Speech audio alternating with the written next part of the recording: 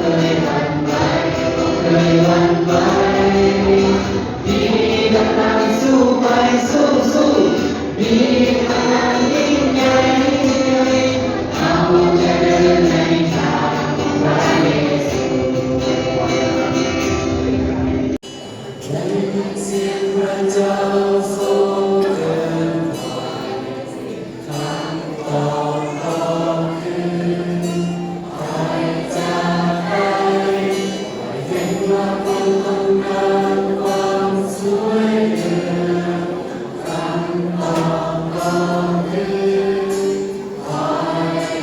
จากไปปล่อยไปในความเรื่องราวแห่งความรักปล่อยไปในความเรื่องของความหวังและทางให้เกิดความท้อถอยให้จากออกทางพระองค์เพราะคอยได้เตือนให้แล้วว่าคอยจะไปได้ยินเสียงพระเจ้าทรงเดินทางคำตอบก็คือคอยจะไปเห็นว่า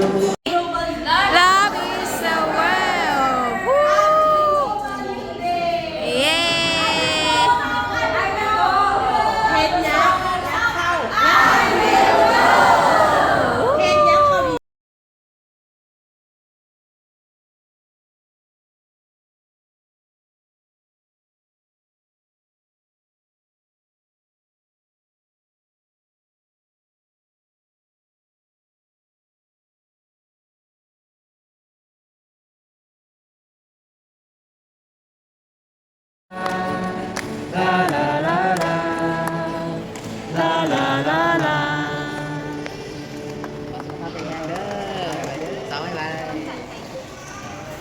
ครับ